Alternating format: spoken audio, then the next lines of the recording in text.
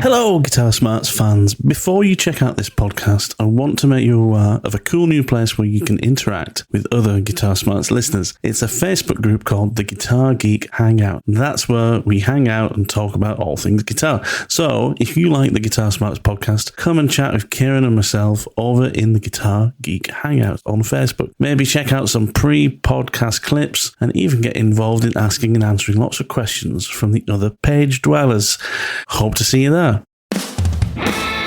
Him and his fingers and the carpet and the stage, and it gives like an extra 25 dB kind of boost at certain points. It's the carpet. If you just it's the carpet.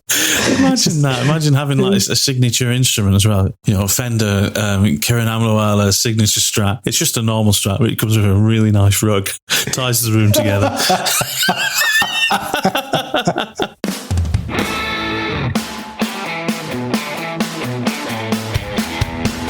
Greetings! Welcome to another Guitar Smarts podcast. Thank you very much for downloading. This week, Kieran and I are perusing the news, so we're having a look at the latest guitar news. There's some interesting things going on at the moment from guitar manufacturers, from rock stars and guitarists and things, and we thought that we would both have a quick look through the news online and have a read about what's interesting and have a little bit of a discussion. Remember to please subscribe wherever you listen to your podcast so that you can you never miss a show. Come and find us on our social media channels as well. We're at facebook.com/Guitar Smarts, and you can find us on Instagram as well, and our handle there is @guitar_smarts. Do you want some fantastic Guitar Smarts merchandise? Well, if you do want to buy yourself a nice little Guitar Smarts hat, maybe, or something like a mug, like a little coffee mug with a Guitar Smarts logo on, so you can show all your mates that you listen to the Guitar Smarts podcast while you're having a coffee, then head on over to our Etsy store. You can find the link for that down in the description below. Maybe you don't want to buy some merch, but you want to support the show. Well, the best thing you can do is you can buy us a coffee, and we'd really appreciate that. You can make a small donation towards the show and show your appreciation. You can do that at buymeacoffee.com/Guitar Smarts. Now, one of the best things you can do to actually support the show, it doesn't actually involve you spending any money. What you can do is you can just rate and review the podcast. So the best way to do that is to go into any of the podcast apps that allow you to rate or review shows that you listen to. To make it super easy for you, I've left some links and some comments on how you can do that in the description of this podcast. So while you're here now, why don't you pause the show, pop down to the description, click on those links and go and leave us a fantastic review. It might sound like a simple thing to do, but actually it really helps us to get into the search results of guitarists who are looking for guitar related podcasts, and that helps us to grow our listenership and continue making good content for listeners who we really appreciate, like you. Anyway, that's enough waffle from me. Let's get to it. How you doing, mate? You well? Yeah, I'm all right. I'm recovering from my cold. I'm still not 100% yet, but I am definitely on the mend. So yeah, lots of vitamin C. It's that season, isn't it? It's that time of year. But yeah, other than that, I'm all good. I don't have any gigs this weekend, which is fantastic. I think the only probably a relief. Yeah, it is actually. I could just do with recovering this weekend. I think it's the only free weekend we've got between now and basically Christmas week. So yeah, wow. I'm gonna recover properly, because then it's just full on gigging all the way up until Christmas. Sheesh. Yeah. Well, man, that's good to be busy though. It's nice. It is nice, and I am enjoying it. I must say, but yeah, just a weekend to chill. Sounds really good. Sounds good, but yeah. Absolutely. I'm just doing my usual check behind you just to make sure there's no guitars that I don't recognise. There's some guitar. Well, if you'd have, there's acoustic there. I haven't seen. Oh yeah, no, that's my acoustic there. There is I'm in reverse. There's a guitar case down there. If you'd have done the check yesterday, there was quite a few guitars in here, but none of them are mine. The additional ones. So I've got a nice Dean Dimebag Daryl-esque thing down there. Really? Yeah, it's not mine. No. One of my customers who needs a setup, and brought it to me because they were just struggling with the Floyd Rose stuff, which now will become my struggle. So it's just like, those things must be a pain. Oh, Floyd Rose, man. Floyd Rose are brilliant, right? Once you've got it perfectly balanced and everything's sweet, and then you want to go and do some crazy whammy bar stuff like all day long, it's perfect, right? But you break a string on them, or you change string gauges, or you kind of tweak anything on it, and it just throws the whole thing out of whack. So you got to rebalance the whole thing again. Which once you know how to do it, it's fine. If you don't know how to do it, as this rather lovely customer of mine, volunteered, he was just like, I just couldn't figure it out. And it's not rocket science, but it is one of those things where anything you adjust has an equal and opposite reaction on something else on the guitar. So you just end up chasing your tail unless you figure out how to do it in a particular sequence. So no, it's a lovely looking guitar, I must say. So I'm going to set that up. We had I sent you a picture. We had a Luke in yesterday, which turned out nice. Actually, it was really absolutely beautiful. Yeah, it was stunning. Mr. Damien Lodrick's Lukather paid a little visit to the tech bench, and we put some Damasio Transition Lukather pickups in it. And which were the original pickups that were made for Lukather, right? Is that right? When he's went to Music Man, I think so. Yeah, I think that's what he uses. I think he's used EMGs and all sorts as well, hasn't he? But these are lovely. They went in really nicely, and guitar set up beautifully. It's got a roasted maple neck on it, which it's the way forward. Get my hands on one. I've never tried one yet, but I mean, it seems to be the way forward, like you just said. What does it feel like? So I've tried it. This is the second piece of roasted maple I've had in my hands, and I don't know why that sounds as dodgy as it does. It's really nice. It's how do I say this without using the words wood in my hands overly abusively, and in a way that will result in this podcast getting an age rating, explicit rating.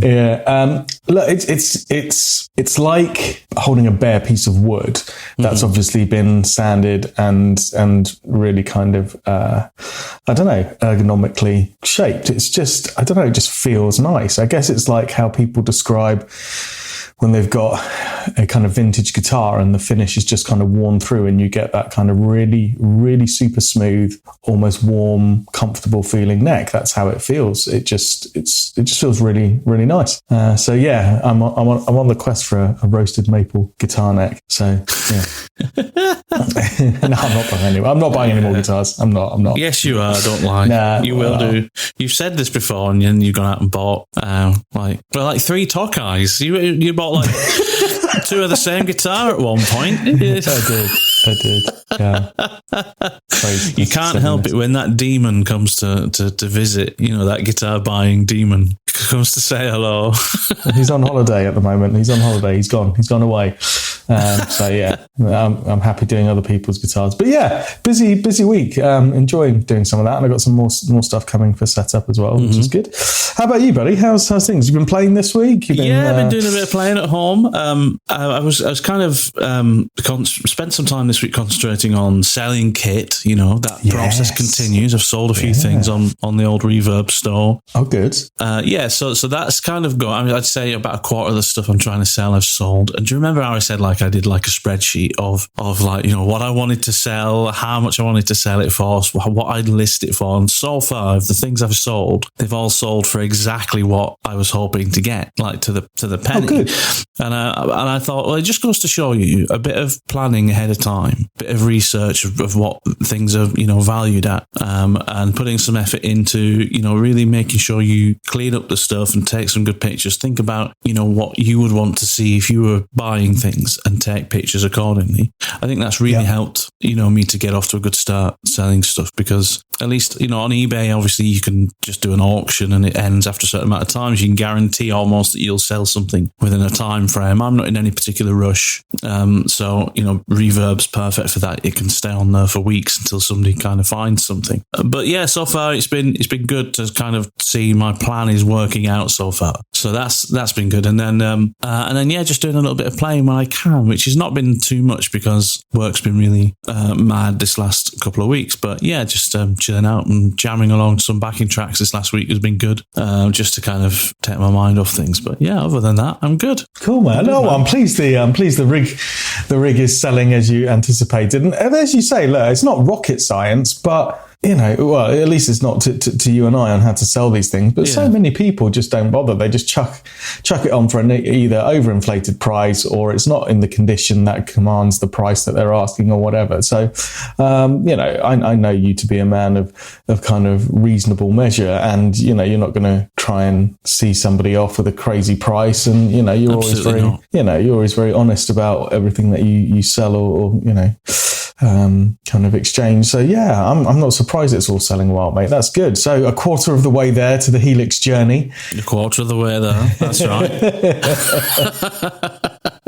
Just, got to keep on going. And I've adjusted the price of some things that I can see is kind of getting looked at, but hasn't been purchased yet. So where I've kind of gone in with a little bit of an optimistic price, I've brought it down a little bit, but it's still room to maneuver between what I hope to get and what it's priced at. So if somebody makes me an offer, I can, somebody else can get a good deal. I feel like they get they're getting a good deal, which they will be, and I can still kind of go, good, well, I'm kind of on plan for what I want to do. So it's interesting, nice. It's fun actually. But that's been it for me, really, guitar wise and music wise this last week or two.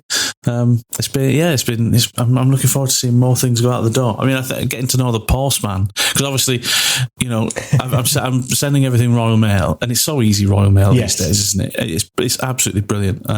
You just go online, you follow the thing and you buy the postage you want. I just print it off, and then I'll just order a collection from them. It's an extra 30p, but I build that into the postage that I sell, and it saves me having to worry about driving to a post office every day and somebody buys something or something like that. I can just print the postage, stick it on the box, order collection for 30p, and then the next day the postman turns up and just takes it away. I don't even have to walk to a post box or anything. That's super handy. I didn't know that service existed, actually, if I'm honest. Yeah. I know you can get couriers and stuff, and I've used couriers here to pick stuff up, but I didn't know your regular postman in the UK would just come and do it as part of. Yeah, there you go. I guess with us all working from home more often at the moment, that kind of works because you're here to kind of hand it to them. So you have to, obviously, like I said, you have to pay for that service, but it's 30p, and I think that's cheap. And like I said, for the time it saves me, that means I don't have to pop out at lunchtime. I don't have to drive somewhere. I don't have to go near other people. I don't have to.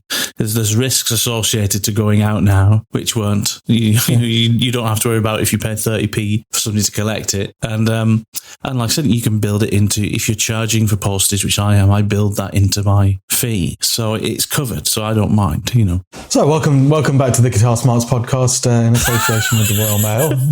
I feel we've done a good job at advertising that service. We're not sponsored by the Royal Mail. you would have thought so, though. It's very true. Very true. That was good. That was really good. I'm going to use that service. Yeah. Anyway, so this week we were going to have a look at, because we haven't done this for a while, and we probably haven't done this frequently enough, I don't think, but we're going to look at some guitar news, guitar related news, whether that's product news, whether that's general news, music releases, anything like that. I've picked out a bunch of kind of recent articles which I think are of interest. And what about you, Kieran? Kind of been looking at anything in particular that? Yeah. I have. Yeah, I have actually. Go on. What just a few. Some cool stuff that I was just reading up on this morning, and some stuff that made me think of you. In a good way. I was like, Matt would really appreciate knowing some of this stuff. I'll tell you what I did watch this morning. The latest Rig Rundown. Have you seen October's episode of Rig Rundown? I think is this Clapton's one? Yeah. I haven't seen the full episode, but I saw the trailer for it. Yeah. And I'm looking forward to watching that. I can't imagine it being a particularly long one. I mean, is it basically a guy saying, well, he has a standard Strat and he plugs it into this amp? That's it. Basically, that's it. It's the most anticlimactic Rig Rundown I've ever seen, with the world's literally most don't know, he came across as a really nice guy, but like the most unstressed guitar tech in the history of guitar techs. It's just like... He's got the dream guitar tech job, the most undemanding, employer of all time. A guy who just likes a Strat plugged into a Fender amp. Just make sure it's in tune, basically. Basically, that's the only thing that he said he gets cross about is if his guitars aren't in tune. Really? That's it. Can I do some spoiler alerts from it? Spoiler alert announcement because I watched it this morning, but I know you'll go away and watch the whole thing anyway, and you've already, without watching it, Matt, predicted what the entire 7 minutes consists of, which is, this is a Fender Strat, and it goes directly into this amp. And basically, all he's got in the signal chain is a wah pedal and a switch for a Leslie cabinet to send his signal simultaneously to either his amp or a Leslie cabinet. So just to create a bit of a kind of ambient chorus effect on, I think, a Wonderful Tonight he uses it on. That's about it. These are his signature Clapton Strats that come out of the Fender custom shop, just like the one that you can go and buy in the shop. And the Guitar Tech goes, they even come pre-set up by Todd Krause, so it's just like, don't even have to set them up. So this guy literally turns up every day, changes strings and tunes it up, stretches out the strings, and that is it. And so the guy from Rig Rundown, who I love, he's just like this enthusiastic puppy. He just keeps asking the same questions. John Bollinger, isn't it? John Bollinger. Yeah, he's brilliant. He's fantastic. He is brilliant. It always feels like it's his first day on the job. I don't know why when I watch an interview. It's like he almost doesn't know what he's asking about, but he does, because he's a great guitar player and he really knows his stuff. I don't know. I guess that's the technique of a great interviewer, is to make it sound interesting and exciting, even though it's the same question to every single person. So what strings does he use? What amp does he use? How many guitars are there? It's like, there you go. But the answers that came back were, as you say, pretty immediately, simple. So he's got 3 Strats, all of the same, in a different colour, and he only uses one of them. The other 2 are just there just in case, but he just uses one guitar. So he's got one Strat, one Clapton Martin 28, and a wah pedal and a Fender 57 Tweed thing. That's it. Rig Rundown complete. I know they're about 35 years too late. If they'd done one in the mid 80s, it would have been a long one, I guess. He said this is why I thought of you. I was laughing because I'm sure we've discussed this. This is the whole reason we got onto this thread. We've discussed those carpets that like John Mayer and Clapton and they always take some kind of big Oriental rug with them or something anyway. He answered the question, which we've been wondering for it's the same carpet. That carpet is the longest standing piece of his rig than everything else on his rig. He's had that carpet for like 25 years. Seriously? Yeah, same carpet, every gig. The mystery of the carpet has been answered. There you go. That's unbelievable. Yeah, that's why I was laughing. It makes sense though, doesn't it? That's an interesting thing. I guess that is kind of like an anchor for him. Every gig he does, wherever he goes, he's on the same carpet, isn't he? He's stood on that same. It's like turns his gig into his living room. Yeah. It's kind of wow, fascinating. There you go. That's it. The carpet question was answered. So there you go. You've heard it here first. The secret to Clapton's sound to his rig is his carpet that he stands on. You've got to have that. I think it helped plants him to the ground and connects him with the stage, and you get that like resonance loop between him and his fingers and the carpet and the stage, and it gives like an extra 25 dB kind of boost at certain points. It's the carpet. If you just it's the carpet. Imagine that. Imagine having like a signature instrument as well. Fender, Kieran Amlowala signature Strat. It's just a normal Strat, but it comes with a really nice rug. Ties the room together.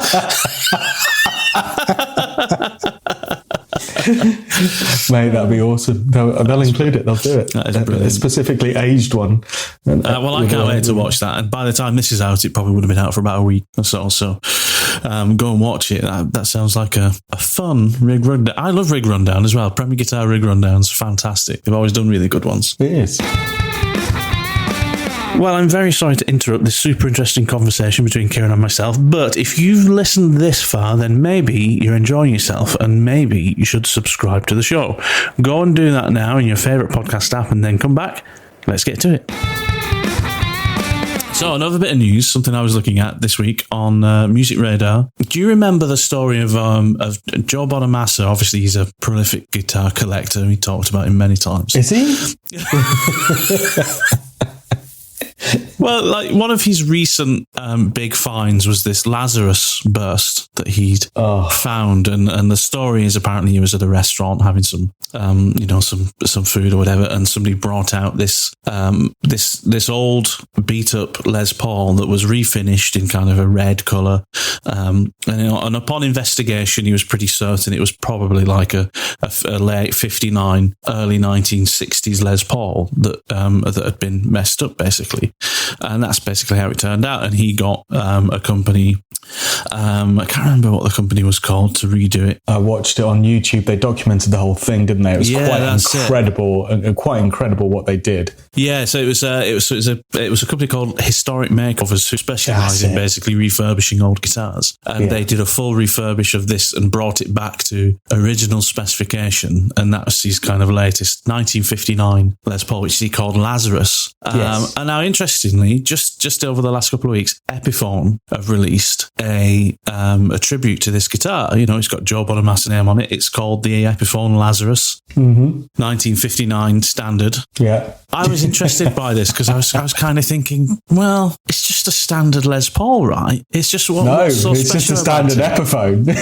This is it. So I was kind of like, well, how much is it? Well, do you know what? As somebody who's been a cynic of these kind of instruments before, which I've always thought of being as a bit of a kind of Gibson or Epiphone driving, revenue by attaching a name to something that isn't particularly different or special. I think they have been guilty of that in the past. But upon reading the specs of this guitar, I'm convinced that this is actually a really, really good value instrument. This is actually something that's a bit different, a bit special. They've made some key adjustments to this instrument and still kept it at a price point that I think is fair. I mean, how much would you pay a good quality Epiphone Les Paul, brand new off the shelf as a standard, should be, I think, between £400 and £500. That is about right. So about $500 to $600. Yeah.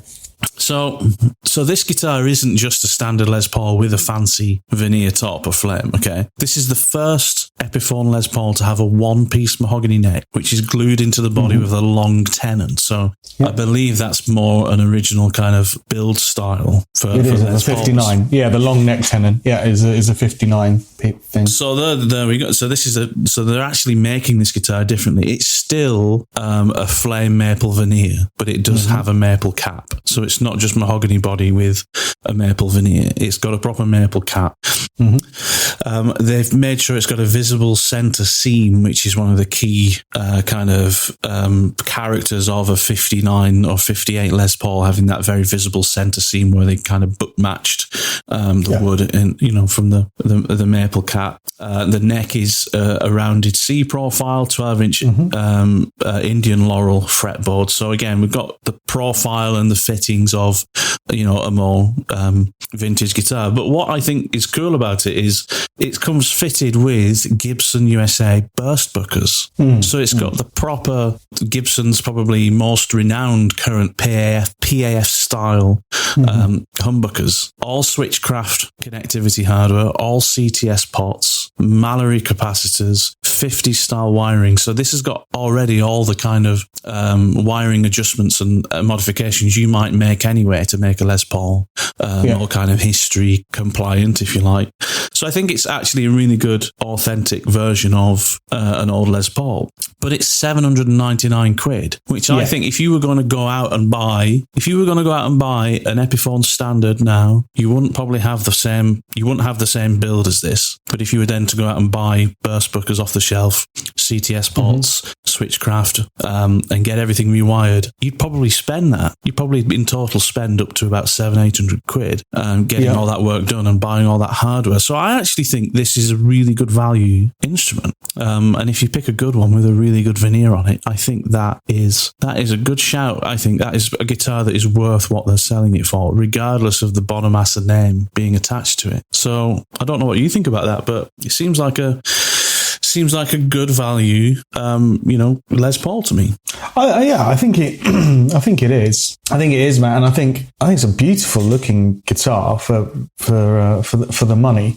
So I don't know. I mean, I'm kind of in mixed thoughts about it, because nothing you've said there is wrong. It is a better than standard Epiphone for not much more money, but.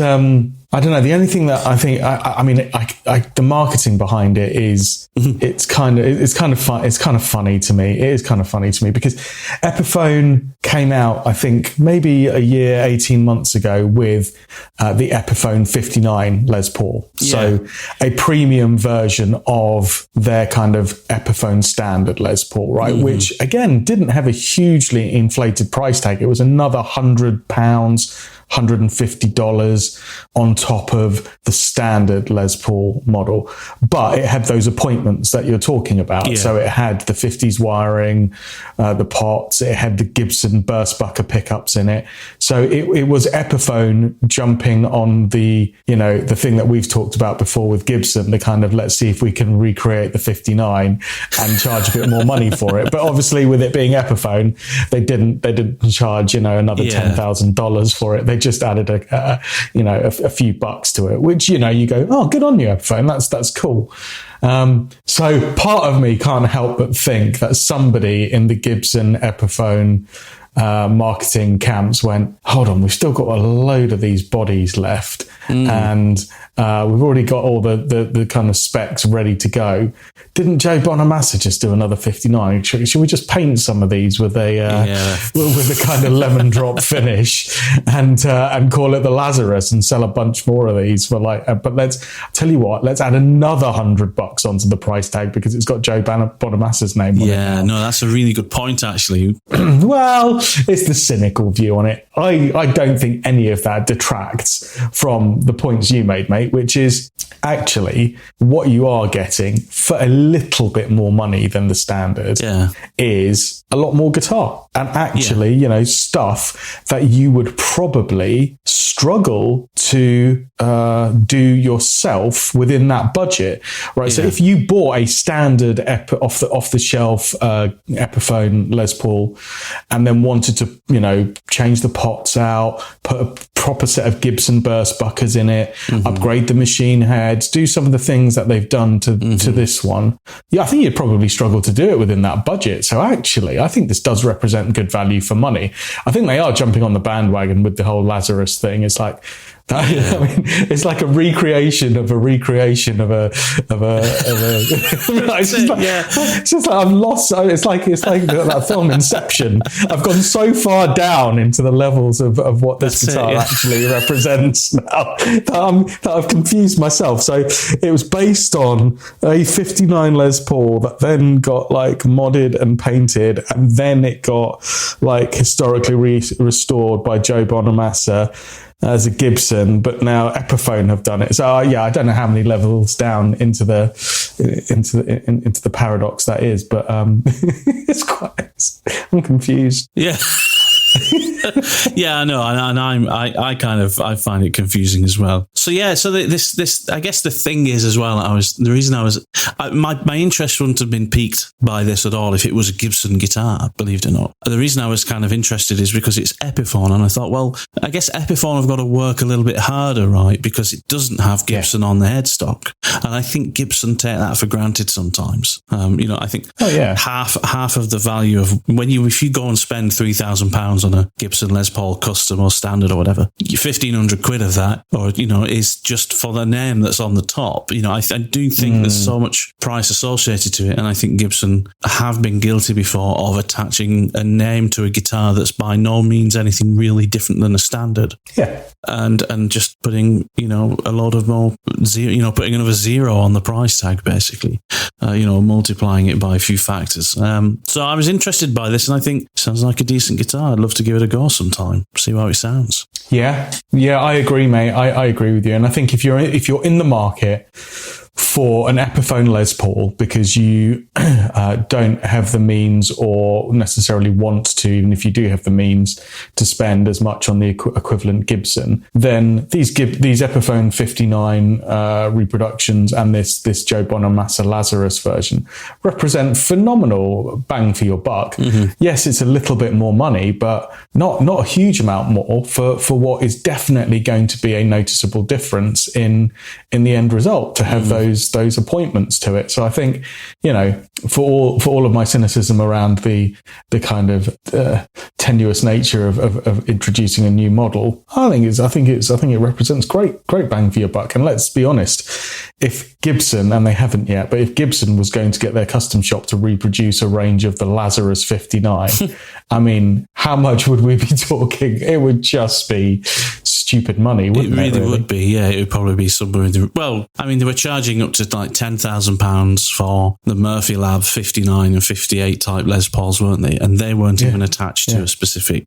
instrument. And that Peter Green, I think this says everything about Gibson and who they revere. But when Gibson did some recreations of that Peter Green Gary Moore Les Paul, it was named after the collector who owned it at the time, not the guitarists who were famous for... Which goes, again, that shows who Gibson revere. They think about the collectors and the people with the money, But we've had this conversation before. But to be honest, though, I don't think Gibson will do a Lazarus version because that might be a stretch too far even for them. I mean, because they'd surely have to go and do a 59, then paint it in that horrible kind of brown red finish that the Lazarus was found in, and then they'd have to strip it back and make it come to life again. It just wouldn't make sense. It wouldn't make sense.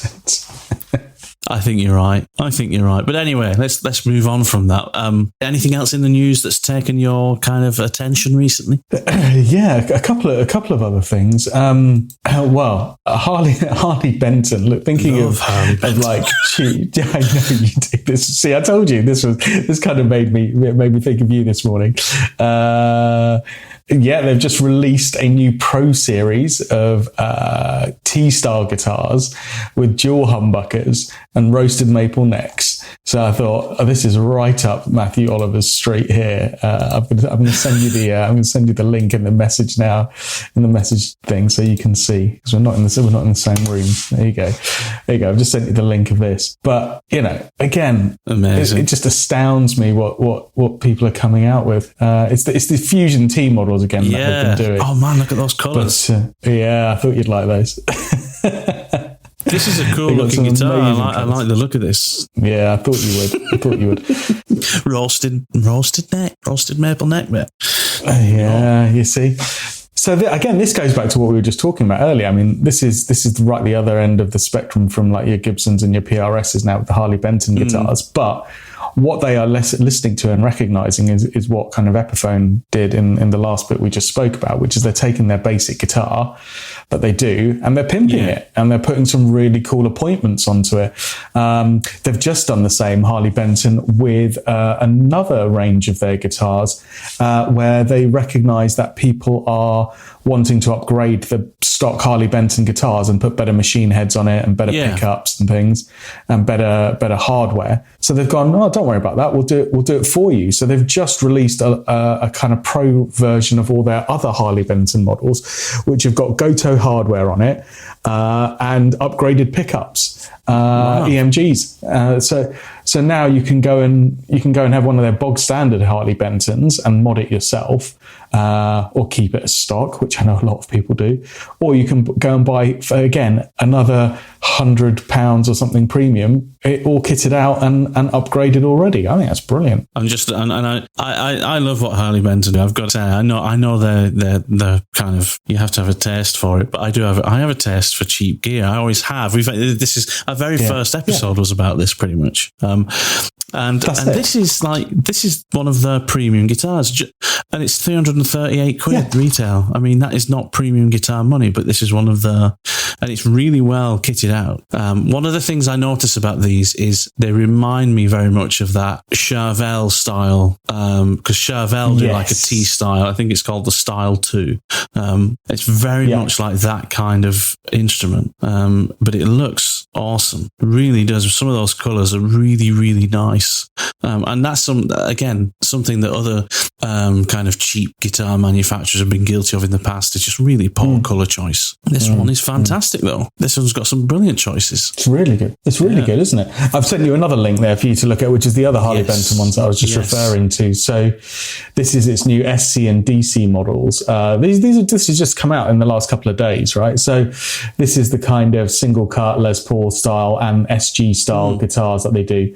But basically, it's as I said, they've kind of noticed that some people buy their stock instruments and then want to upgrade the hardware and pickups. So they've done it for you now and put some of the EMG edition pickups in. And they've put Goto hardware on it. And they have rosewood fretboards, so not obviously the Laurel fretboard or whatever it is that. Stainless steel frets. What? Must be pricey then. Yeah, it's insane. Still less than £300. Less than £300. Less than $400. That's unbelievable. $450. I love the way they end this article with "What a time to be alive." Yes, what a time to be alive. Isn't that the phrase, right? Because could we have got a guitar of that quality when we were coming up learning how to play guitar? You're right. Absolutely, though. Yeah, when we were younger, you didn't really have any choice, did you? You had to trust in. You had to kind of trust in what was available, didn't you? Just got that. Yeah, exactly. Yeah, you didn't have this. You didn't have this.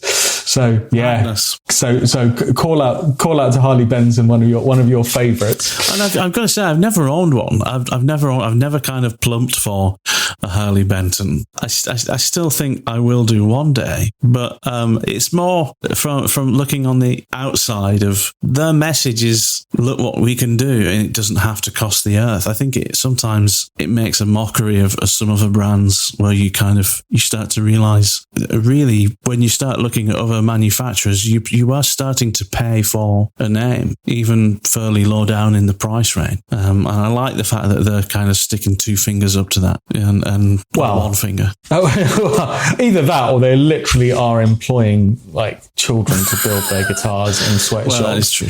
And I hope it isn't the case. But I mean, look, we'll get off the Harley Benton train in a minute, but they are on a roll because clearly they've just announced their whole new lineup of stuff. Yeah. So as well as these new fusion guitars, like the latest iteration of them, and these new SC and DC ones, which have got all of the upgraded Goto and EMG components on it, they've also decided to go and launch 27 new mini pedals. Now, I know this isn't going to appeal to you, Matt, because you're going down the Helix route now. For someone for an old timer like me, I'm quite who loves a little mini stomp box. And they've just released a whole new range of mini pedals, which obviously are sitting in the kind of, I guess, Moore, Donner, kind of cheap and cheerful Tone City kind of thing. Yeah, Tone City type thing. But I mean, the price of them, they're £16 each. What? That's 16 quid each. You can have all 27 and not feel guilty. You could. That is unbelievable, isn't it? I mean, it really it's kind of, and it kind of plays into that requirement as well of, say you got a gig and your pedal board doesn't have a flanger on it or something like that, and for some reason you've got to do a song for a first dance or whatever it is. Somebody before the gig has requested that you and paid extra for you to do a particular song you need a flanger for. Why go out and spend hundreds of pounds on something silly? You just buy yourself a cheap mini stomp box that does the job for that one song and then put it in a drawer at home until you need it again. I think that's it. They've got some very usable pedals though. I mean, they've got Tube Screamer clones, they've got a Rat pedal clone. they've got clones, they've got a whole bunch of drives, and then all those different effects for like £16. That's like $19 a pedal. Yeah, and they've kept the design That's super insane. simple as well, haven't they, which feeds into the cost effectiveness. Wow. There you go. So great stuff in the news, guitar news, that is, from Harley Benton at the moment. You know, a whole bunch of new guitars and pedals at, frankly, insane prices. Well, while we're talking about cheap stuff, and we've often talked about the benefit of cheap stuff and how we like cheap stuff, but not, you know, you never really see it being used out there in the professional world. But another great article which I was reading today on Music Radar. Yeah. Mike Rutherford from Genesis. So, you know, Genesis have been out on a world tour recently. I think they had to end it early because of Phil Collins' failing health, quite sadly. But he's really poorly at the moment. He's really poorly, yeah. I saw something saying he can't even pick up a drumstick anymore. Is that right? That's right, yeah, which I think, you know, has been the case for a while, but it's obviously getting worse at the moment.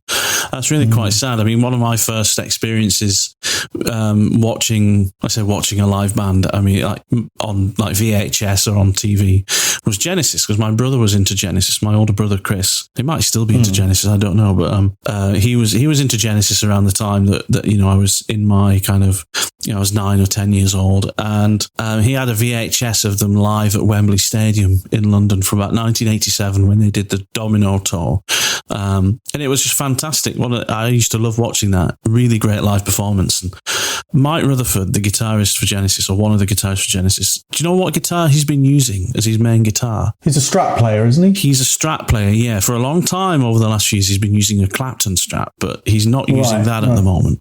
He's actually using a Squier Bullet. Oh, nice. Yeah.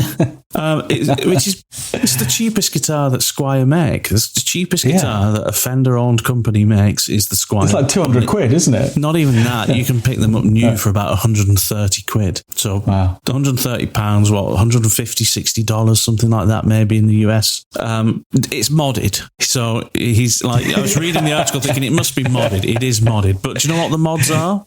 New pickups, new machine heads, new saddle, new tower, new wiring harness. It's been refinished by Todd Krause, Jim Dunlop strap locks, and I don't know, everything on it? No. Very minimal, actually.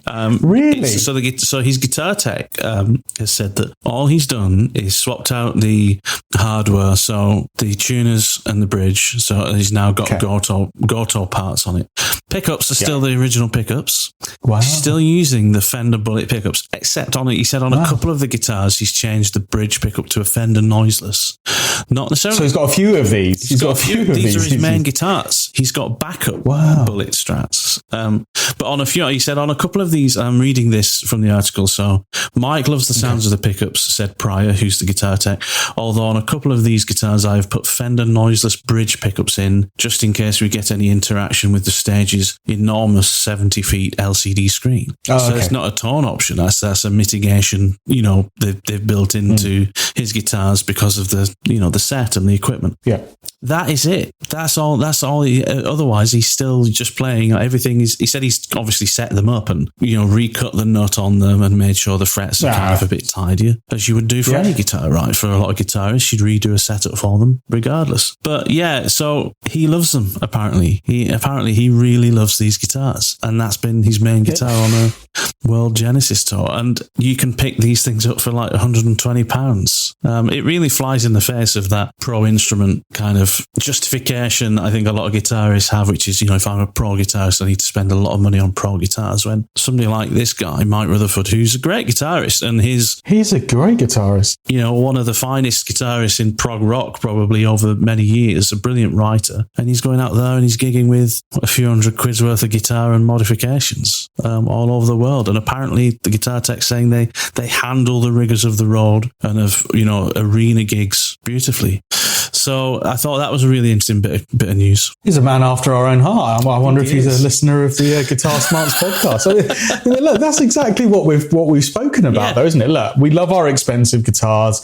We love playing them, owning them, repairing them, whatever it is. They're great. They have a place in our hearts, in our collection. But I guess the driving ethos, though, of what we talk about a lot on this show is actually nowadays, even the stuff at the cheaper end of the market is being built to a decent enough standard that for most players, it represents really good value for money and a really good instrument. And yeah, exactly as he's done, a decent setup, cut the nut properly a little bit to your own tastes and setup, maybe change out a bit of the component hardware on it. Yeah. And boom, for not a lot of investment, you've got something that is absolutely roadworthy. And, blimey, Mike Rutherford's playing them on stadium type stages. That says it all, doesn't it? A guitar is a guitar. I mean, and even this rig rundown with Clapton.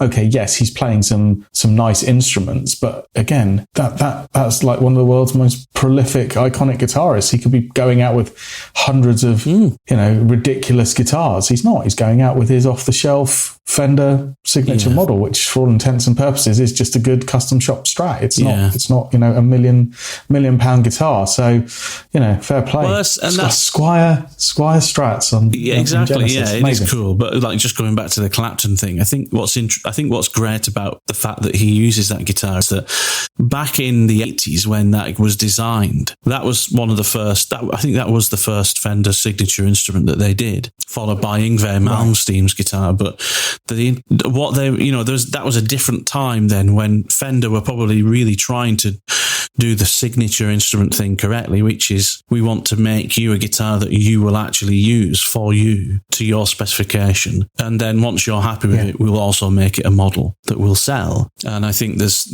since then, people have really played with that idea of the signature instrument where they've gone to some people, you use our guitars already. Can we put your name on a guitar that we already do? Or some people have done tribute guitars to guitar, like Gibson doing the Slash guitars, where there may be less of a accurate representation of what Slash actually plays. So I guess it comes from that time and place when the Clapton Strat really was built for Clapton, and then it became a product. It became something different afterwards. I think it's cool that he still uses pretty much just off the shelf. Well, I say off the shelf. It's the custom shop signature Strat he uses, not the standard signature Strat, which is still a good £2,000 worth of guitar. I think the custom shop one's probably another $1,500, something like that.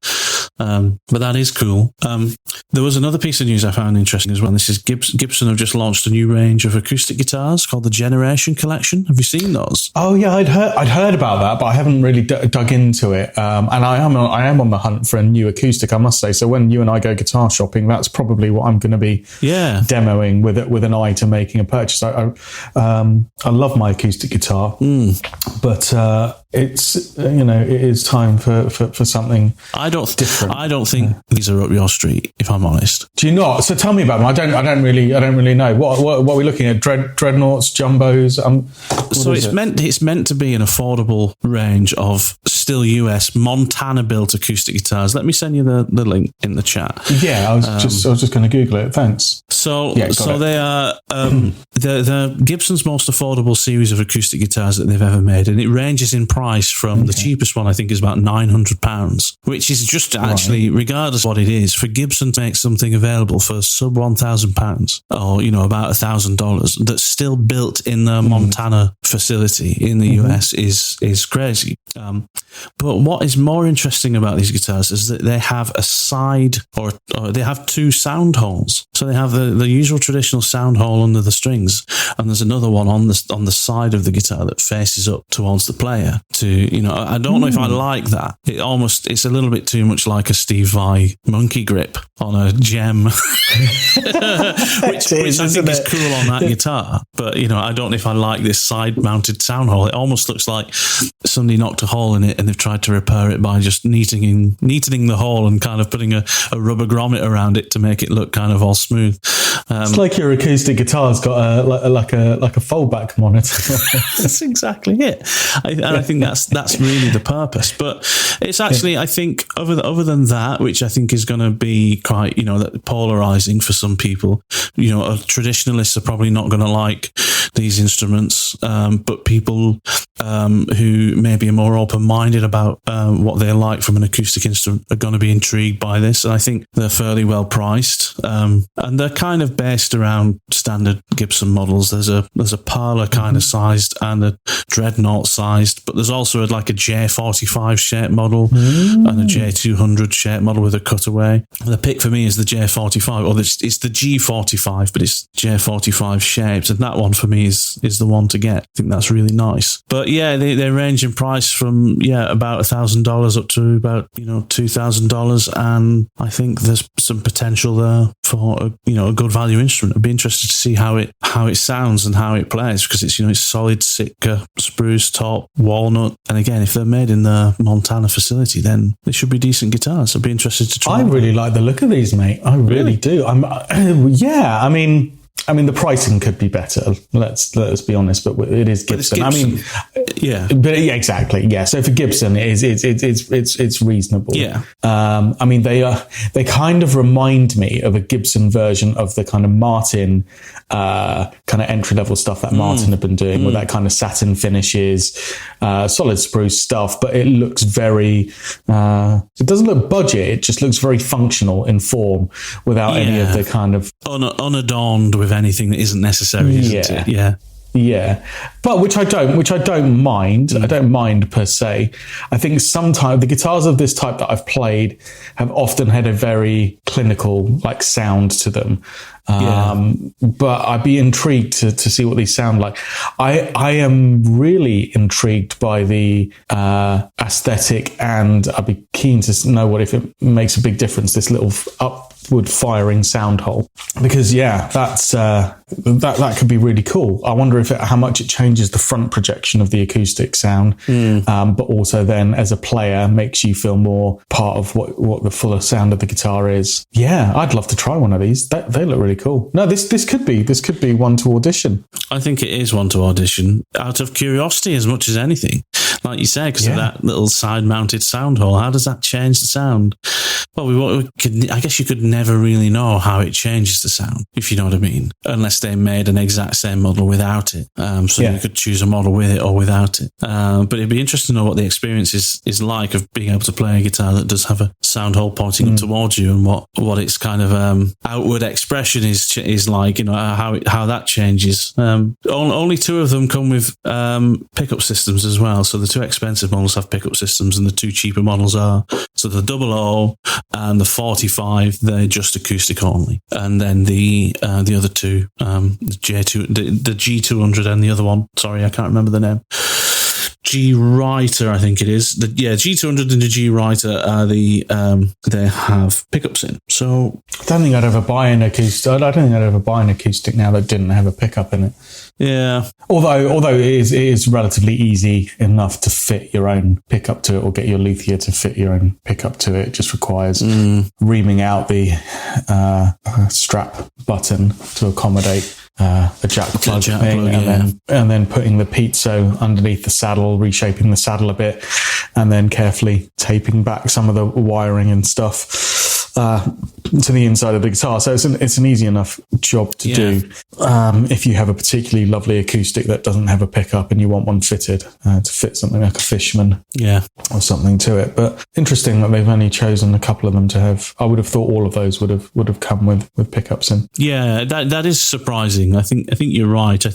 I wonder if it's just they wanted to make sure one or two of those guitars came under a certain price point. I imagine because $999 for that cheaper model, that I'm sure there was some kind of mandate maybe from the design team to ensure that they were built so they could sell them profitably at that price. They wanted to get something on the market with the Gibson name on that was in that kind of medium range acoustic guitar price bracket that some people will look to for, going out there and a second or third acoustic maybe after learning guitar. Gibson aren't really in that pot, are they, of people that you would choose from? You might go to to. Martin, I think, have got some in the Taylor have definitely got some in that range, and Gibson aren't competing with those. So I'm sure this is let's get something in the mix in that range of instruments. But where Gibson shine is on the core line of acoustic models, the proper J200, the proper J45. Those are expensive still, obviously £3,000-4,000. But for me,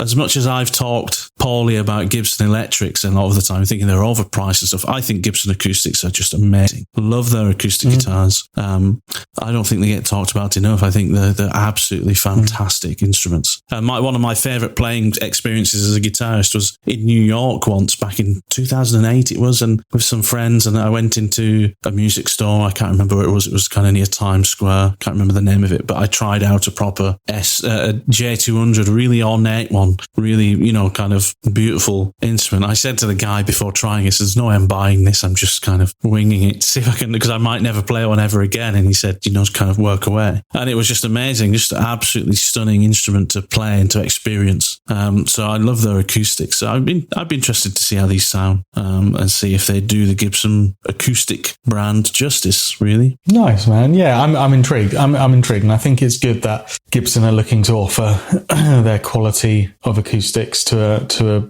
a different audience, rather than those that are happy to go and spend, $5,000 on an acoustic. Yeah, exactly. Cool. So that's cool. Nice. We'll have to try some of these out, mate. It looks like we need we've spoken about it for a long time. I'm going to have to weasel some dates out of us that we can commit to, but we definitely need to go on a guitar safari. We really do. And take the podcast with us and go and try out some of this stuff, because we've spoken a lot during lockdown, and I've withheld from going to a guitar store until you and I can go and take the podcast there. So. Sam, I haven't been at all. And do you know what's coming up? And maybe we should think about doing it around this time. Black Friday is coming up soon. Oh, don't forget, nice. Not long to go. Just another month or so, just over a month, and then that's the time, really. If you want to shop and get a good deal somewhere. Yeah. Black Friday. And we just missed the Boss Gone Mad sale at Guitar Village in down here in Hampshire, but maybe next year. Every day's Boss Gone Mad sale when I go to Guitar Village. It's fine.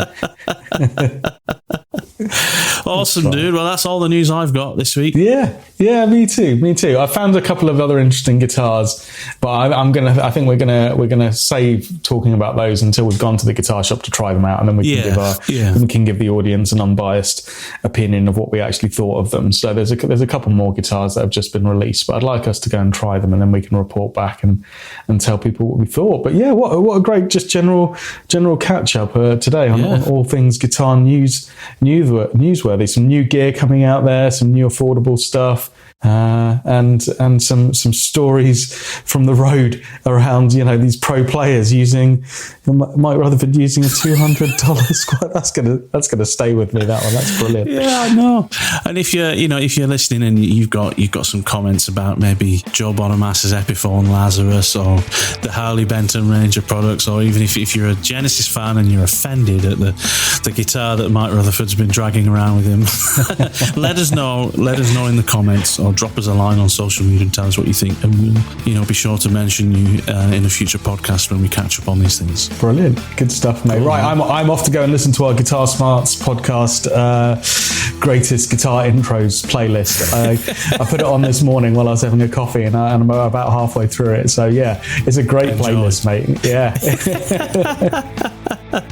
Yeah, a good one. I enjoyed that a couple of times this week too. Cool. And I might do the same. Brilliant. All right, buddy. Well, have a cracking weekend, a well-deserved rest from gigging, and I will see you next week for another catch-up. And you, buddy. Take care. Speak to you soon. All the best, buddy. Ta-ra. Bye. Thanks for stopping by this week and listening to our podcast. I hope you've enjoyed it. There's been some interesting news, and it's always good to kind of keep track of what's happening in the marketplace and in music and in the news in general. Come back next week for more. You can find us on our social media pages. As we said at the beginning of the show, you just search for us on Facebook and Instagram. You'll find us. Remember, if you want to support the show, you can buy some merch from our Etsy store. You can buy us a coffee online, or the cheapest thing to do is absolutely free. You can just go and rate and review our podcast podcast, whether you do that on Podchaser, Apple Store, Podfriend, Castbox, any of these podcast platforms. We are on all of them. So go over to them, give us a rating and a review, and that'll help us to get into the ears of more podcast listeners. Anyway, thank you so much for stopping by. We'll see you again soon. Take care.